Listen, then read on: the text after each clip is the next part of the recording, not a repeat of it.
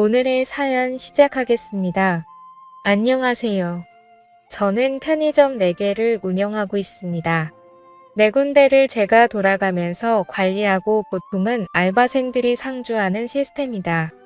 2호점 평일 야간 알바가 원래 근처 대학교 학생이었는데 이 친구가 어느 날 군입대 문제로 그만두게 되었습니다. 그래서 새로 알바 고직 공고를 냈고 이게 사건의 시작이 되었습니다. 2호점이 직영점이라 평일 야간은 11,000원인가 줬어야 했던 걸로 기억합니다. 보통은 직영점 평일 야간은 그만둘 때 전임자가 지인에게 넘기는 편인데 이번엔 그러지 못했습니다.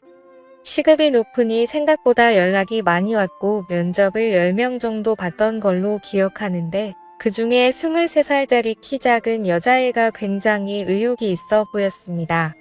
지방에서 올라와서 현재는 휴학 중이라는데 부모님 손 벌리는 것도 정도가 있다고 생각해서 지원했다고 했고 그 마인드가 기특해서 기꺼이 그 친구를 뽑았습니다. 처음 한 달 정도는 일을 무난하게 잘했습니다. 편의점을 4개나 굴리니까 알바생 숫자도 꽤 되어서 나름 사장일 합시고 분기별로 알바생들 모아다가 조촐하게 회식을 합니다. 회식일에 봤자 근처의 싸구려 고깃집에서 삼겹살에 소주하는 정도지만요.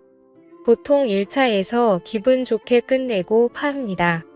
회식이라도 시간이 늦어지면 아내가 항상 화를 내곤 했으니까요. 저 아내 말 잘 듣습니다. 3분기 회식이 되었고 새로 뽑은 여자애도 그 자리에 참석했습니다. 저도 나이가 젊고 알바애들도 다들 20대이다 보니 분위기도 화목하고 서로 죽이 잘 맞았습니다. 1차가 거의 끝나갈 때쯤에 이제 집에 가려고 하는데 새로운 여자애가 술이 좀 취했었나 봐요. 갑자기 저를 붙잡고 사장님 2차 가면 안 돼요? 하더라고요. 저는 사실 집으로 귀가하고 싶었는데 그날 분위기도 괜찮고 해서 5명이 2차를 가게 되었습니다. 2차는 삼겹살 이후 맥주였습니다. 여자애 둘에 저 포함 남자 셋이었는데 2시간 정도 지나니 저와 신입 여자 알바생 1호점 남자 알바생 이렇게 셋이 남게 되었습니다. 그런데 신입 여자 알바생이 정작 본인이 2차 가자 하고서는 별 얘기도 안 하고 멍 때리고 있길래 이제 슬슬 집에 가자 하면서 일어나려고 했습니다. 아직도 진짜 생생하게 기억나는데 그때 그 신입 무릎에 눈물이 두둑하고 떨어지더니 갑자기 우열하기 시작하는 겁니다. 호프 집에 있는 사람들이 다 저를 쳐다보고 전 너무 당황해서 숙자야 너 갑자기 왜 그래? 하고 물었고 상황 수습을 하려고 최선을 다했습니다. 같이 있던 알바놈도 당황해서 어쩔 줄 몰라 했습니다. 시간이 지나고 조금 진정됐는지 그 신입 여자 알바생이 말을 합니다. 사장님 둘이서만 얘기하고 싶어요. 라고요. 뭔 일인가 싶었지만 순전히 사장으로서 이 상황을 피할 수 없었기에 알았다고 했고 남자 알바생에게 괜찮다며 집으로 돌려보냈습니다. 그리고 얘기해보라며 그 여자애와 맥주 한 잔을 더 하게 되었습니다. 얘기를 하자고 해놓고 여자애가 별말이 없길래 무슨 일인데 그러냐 말을 좀 해봐라 하고 자꾸 부추겼습니다. 제가 성격이 다른 사람들 좀 받아주고 그래서 대학 때부터 이런 식의 여자애들의 고민 상담 같은 게 많았어요. 지금의 아내도 원래 학교 후배인데 이런 식으로 고민 상담하다가 눈 맞아서 연애하다가 결혼까지 했거든요. 제가 잘 구슬리니 썰을 풀기 시작했는데 썰의 내용은 이렇습니다. 동양에서 올라온 학교 선배랑 사귀고 있는데 반동거 상태이며 임신을 해서 어쩔 줄 모르겠다. 사는 게 너무 힘들다. 뭐 이런 내용이었습니다. 일단은 제가 잘 달래고 따뜻하게 위로해주고 무사히 집에 돌려보냈습니다. 이때까지만 해도 사장님 너무 고맙고 착한 사람이라고 감사하다고 연신 굽신굽신 했었지요. 그렇게 무사히 회식이 끝났고 그 후 며칠 더 일을 나오다가 그 아이에게 갑자기 전화가 왔습니다. 당장 급하게 병원을 가야 되는데 며칠만 일을 쉬면 안 되겠냐고 합니다. 저는 애가 불쌍하기도 하고 사람된 돌이라 생각하여 그러라고 했고 몸조리 잘하라고 하고 끊으려 했습니다. 그러자 자기가 지금 현금이 부족해서 그러는데 20만 원 정도만 빌려줄 수 있냐고 하더라고요. 여기서 뭐지? 하는 생각이 들었습니다. 물론 얘가 성실하고 착한 것 같긴 했지만 한 달 일하고 20만 원 빌리는 건 좀 경우가 없다고 생각이 들었습니다. 하지만 애가 어차피 어느 학교 무슨 과인지도 알고 있고 민증 사본도 저한테 있는데 20만 원 갖고 사라지진 않겠지라고 생각했네요. 20만 원에 미역국 먹으라고 5만 원 더해서 25만 원 송금해줬습니다. 나 좀 괜찮은 사장인 것 같다고 혼자 뿌듯해했고 3일간 그 여자의 땜빵을 제가 메꿨습니다. 그리고 3일 후부터 이 여자애가 다시 출근했습니다. 다녀와서 연신 감사하다는 말을 연발했고요. 그래서 당시만 해도 저는 솔직히 뿌듯한 마음도 있었습니다. 그런데 이 여자의 두 번째 월급날을 며칠 앞두고 갑자기 문자가 왔습니다. 소송이 접수되었습니다. 전화해서 확인해보니 이 여자애가 문자 그대로 절 고소한 것입니다. 고소 내용은 양육비 및 정신적인 위자료 청구였고 저는 뭔가 착오가 생겼거니 했는데 확인해보니 진짜였습니다. 그때 정말 뒤통수가 띵했습니다. 그 여자애한테 전화하니까 전화는 안 받고 출근도 당연히 안 했습니다. 그야말로 잠수입니다. 정말 당황했지만 바로 대한법률구조공단 찾아가고 지인을 통해 변호사를 선임하고 다른 대응으로 아주 찍소리 못하게 하려 했는데 몇 가지 문제가 있었네요. 일단 제가 돈을 송금한 점과 통화가 녹음이 안 되어 있어서 무슨 명목으로 전송했는지 증명이 불가능했습니다. 이때 착하게 살면 정말 손해인 것 같다고 많이 후회했습니다. 이 여자 알바생이 아주 제대로 노린 거였습니다. 그리고 회식날 호프집에서 다른 알바생을 집에 보낸 것도 문제랍니다. 얘가 연락이 안 되니까 혹시나 해서 알바놈에게 연락을 해보니 알바놈한테 이미 걔가 연락을 했다고 합니다. 또한 이 멍청한 알바놈은 되려 저와 걔의 사이를 의심하고 있었고요. 귀찮은 일에 말려들고 싶지 않으려고 하는 것 같기도 한데 이놈이 제가 사장이니까 앞에서는 협조적으로 굴 것처럼 했었는데 결정적일 때 전혀 도움이 안 됐습니다. 아무튼 확인해보니 그 여자 알바생이 알바놈한테 전화해서 증언 비슷한 걸 요청해 놓은 상태입니다. 저는 정말 결백했기에 법정 가서 확실히 정리해버리자는 마음이었는데 변호사의 말은 조금 달랐습니다. 입증이 안 되면 털리기 딱 좋다는 것이었죠. 더구나 이 당시가 고대 의대 사건이 처음 수면에 떠오를 때라 추행이나 미투 이런 문제에 대한 여론이 극도로 안 좋을 때였습니다. 여론이 판결을 좌지우지하는 건 아니지만 잘못해서 엮이면 인생 바로 끝나게 되는 딱 좋은 코스로 갈 수 있겠구나 싶었습니다.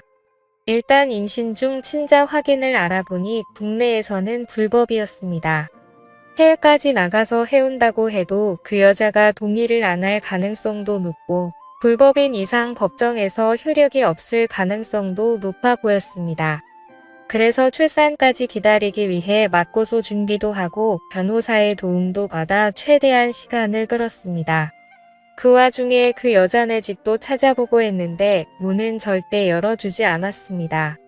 연락해도 법정에서 보자 이런 소리만 하고 이런 사실들을 적시해봤자 재판에서 큰 도움은 안 된다고 했지만 일단은 보낸 문자 받은 문자 다 보관해놨습니다. 그런데 이게 시간을 끌다 보니 가을쯤에 아내의 귀에 들어가게 되었습니다. 처음엔 제 선에서 끝내려고 했는데 자꾸 제가 멘탈도 나가고 일이 바쁘고 하다 보니 아내가 의심하다가 입출금 내역을 조회해 본 것이었습니다. 그리고 변호사 선임비를 발견하고 아주 집구석이 뒤집어졌습니다. 아내를 설득하는데 거의 한 달이 걸렸습니다. 엄밀히 말하면 아내에게 저의 무고함을 설득하는데 한 달 걸린 것 같고 이 일을 같이 헤쳐나가도록 설득하는데 또 한 달이 걸렸네요. 간통죄로 고소한다 이혼하자는 이야기까지 나와서 아주 한 달은 개고생했고 아내가 친정집 가서 잠수를 타기도 했습니다. 저는 친정집 앞에 가서 하루 종일 기다려서 설득했고 간신히 아내의 마음을 돌릴 수 있었습니다. 지금 생각하면 정말 아찔하네요. 아내가 저의 편이 되기로 한 다음부터 일이 조금 수월해졌습니다. 아내가 자진해서 그 여자를 설득하러 갔습니다. 아내가 누군지 모르는 그녀는 결국 아내를 만났습니다. 물론 사건의 전말 같은 건 말하진 않았지만 아내 말로는 그 여자랑 그 여자 남친이 공모한 일 같다고 했습니다. 처음에 저를 그렇게 괴롭히던 아내가 이제는 제 편이 되어서 적극적으로 나서는 게 정말 다행이었습니다. 그리고 아내는 그녀에게 친자 확인 검사까지 하자고 했답니다. 그때부터 그 여자가 좀 겁먹기 시작했는데 결국 협상은 결렬되었고 그녀는 그 이후로 와이프를 만나주지 않게 되었습니다. 아내는 아내대로 뿔이 나서 저를 병원으로 데려가 친자 확인 검사를 준비시켰습니다. 그 여자가 출산을 하면 친자 확인 검사를 하고 바로 승수 후 맞보소하자고 부부끼리 대동단결했습니다. 그러던 와중 아내가 임신을 하게 되었습니다. 임신을 하고 나서 아내의 멘탈은 더욱 강해졌고 오히려 저희 생활은 안정적이 되어갔습니다. 역병이 있으며 부부는 강해지는 것 같네요. 갑자기 11월쯤 그녀에게 청천벽력 같은 연락이 왔습니다. 그 여자가 2주 전에 유산을 했고 지금은 퇴원했다는 겁니다. 이미 태아가 없어져 버린 상태라 친자 확인은 물 건너간 상태고 법정 공방은 점점 미궁으로 빠져들게 되었습니다. 우리 측 변호사도 그때 친자 확인을 피한 것이기 때문에 저에게 상대적으로 유리해졌지만 물증이 날아가 버린 상태이기에 아마 일방적인 승리는 어려울 것이라고 말했습니다. 오히려 합의를 추천했을 정도였고요. 실제로 그때 합의 가능성을 보여주면서 저에게 연락을 해왔습니다. 사태의 국면이 이렇게 흘러가니 아내의 기세도 갑자기 누그러졌습니다. 임신까지 겹쳐 감정 기복 때문에 종종 다투는 일도 생기곤 했고요. 그러던 중 저를 구원할 한 줄기 빛이 내려왔습니다. 친자 확인 검사를 위해 준비한 검사의 결과가 나왔네요. 그리고 저는 무정자증임이 밝혀졌습니다. 기쁨과 동시에 좌절이 동시에 몰려왔죠. 그 길로 저는 제 서류를 그 알바생에게 보내니 곧바로 꼬리를 내리면서 고소를 취하하였고 저는 제 아내에게 가서 서류를 내밀면서 물었습니다. 내가 무정자증이 나오는데 넌 도대체 누구시로 임신을 한 거냐고 말이죠. 그러자 아내는 펑펑 울면서 잘못했다고 빌더군요. 얘기를 들어보니 제가 바람이 난 줄 알고 친정집에 가서 잠수를 탔을 때 딴 남자와 사고를 쳤다고 자백하더라고요. 참 이게 웃어야 할지 울어야 할지 난감하긴 했지만 차라리 잘 됐다고 마음을 다잡았습니다. 그 자리에서 우리는 너의 귀책 사유로 이혼한다고 통보를 했고 지금은 이혼 절차를 진행하고 있습니다. 참 아이러니하네요. 이상한 알바생 때문에 일이 꼬였다고 생각했는데 오히려 조상이 도운 기분도 듭니다. 여러분들 생각은 어떠신가요? 제가 이렇게 이혼을 강행해서 끝을 내는 게 맞겠죠? 현명한 댓글 달아주세요. 재미있게 시청하셨다면 구독, 좋아요 부탁드립니다. 감사합니다.